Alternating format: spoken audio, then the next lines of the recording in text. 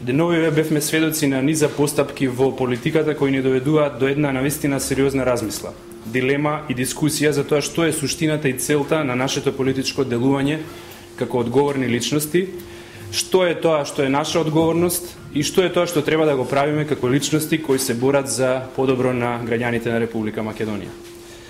Некогаш успеваме во нашата цел.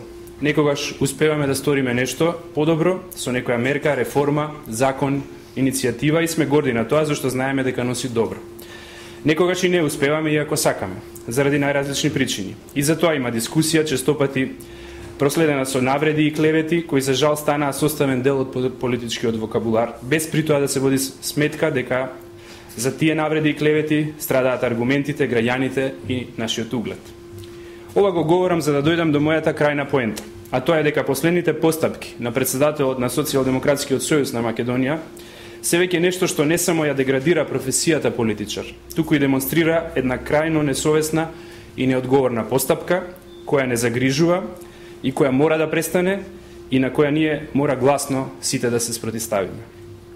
Прво, тоа што господинот Црвенковски предаде документ кој е класифициран јавно на емисија пред цела македонска јавност е нешто што не може никој да го оправда.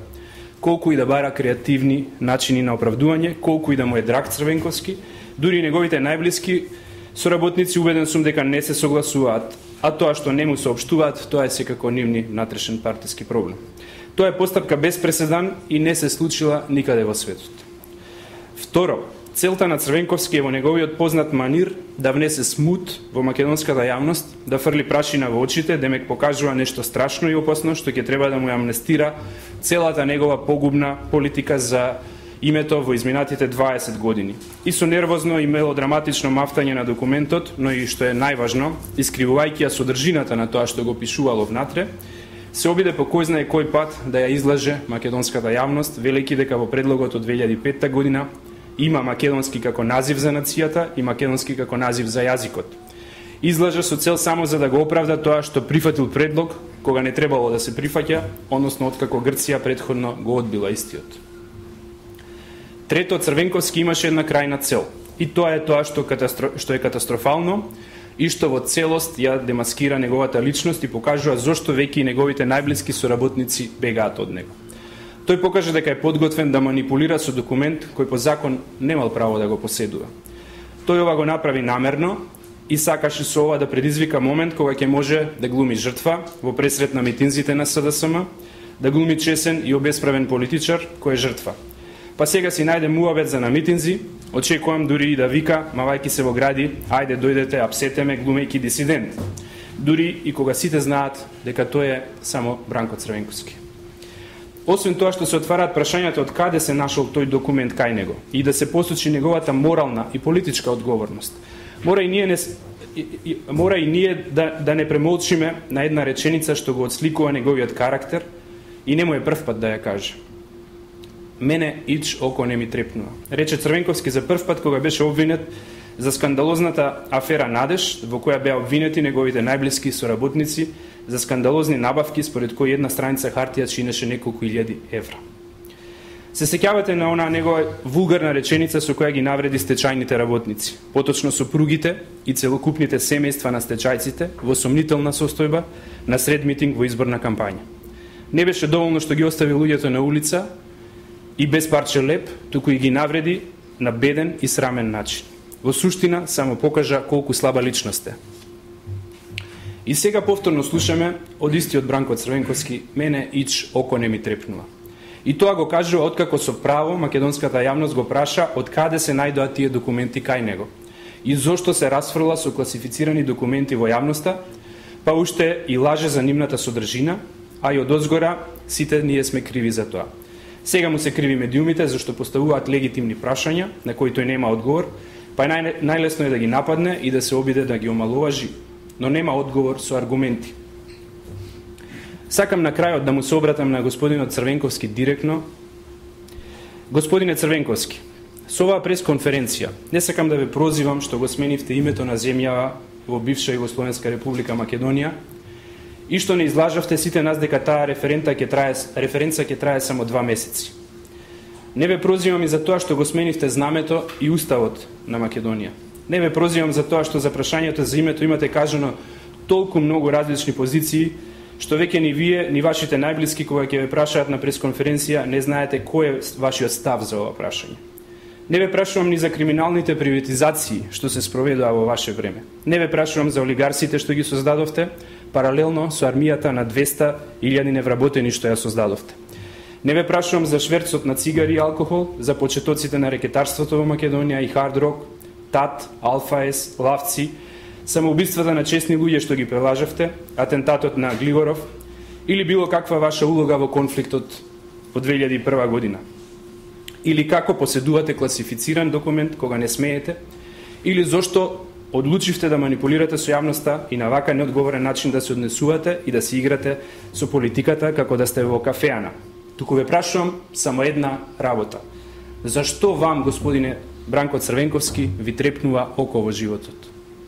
Господине Црвенковски, јавноста можеби може да ви прости недостоен речник кога ги напаѓате Никола Груевски, Зоран Ставрески, ВМРО ДПМН. Но вчера, со реченицата што ја кажавте «Ич око не ми трепнува», вие направивте многу поголем греф. Го исплукавте функционирањето на правниот систем, ги омаловаживте институциите на државата и се обидовте да ја понижите Република Македонија.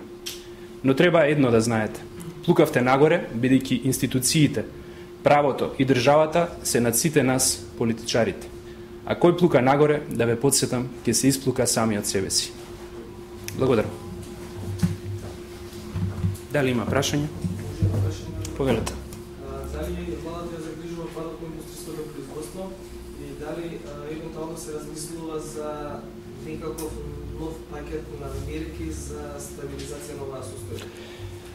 Падот на индустријското производство во Република Македонија е последица на падот на индустријското производство и рецесијата во европските земји. 17 од 27 земји во Европа имаат пад на индустријското производство, кој во некои земји е поизразен отколку во Република Македонија. Тоа секако не значи дека не загрижува, напротив, секако дека будно ги следиме состојбите, но го објаснува фактот дека практично европската економија со која што најмногу соработуваме во рецесија и тоа е директна причина за падот на македонската индустрија.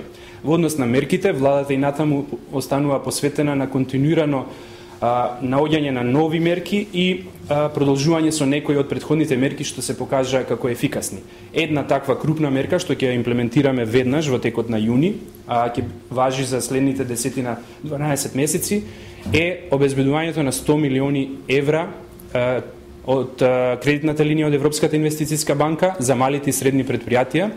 До сега со претходните средства што исто ги обезбедивме од Европската инвестицијска банка, со 150 милиони евра, 712 македонски предпријатија обезбедија работа, ликвидност и обезбедија да не отпуштаат работници со тие средства што владата ги обезбеди. Значи, и верувам дека сега со овие нови 100 милиони и ги охрабрувам македонските предпријатија што побрзо да ги искористат, бидејќи тие се токму наменети за малите и средни фирми кои што во вакви околности потешко доаѓаат до финансиски средства заради поконзервативниот однос на банките, а овие средства ќе бидат на располагање и по повластена субвенционирана каматна стапка од 5,5%. Значи, на тој начин директно ќе му помогнеме на македонското стопанство.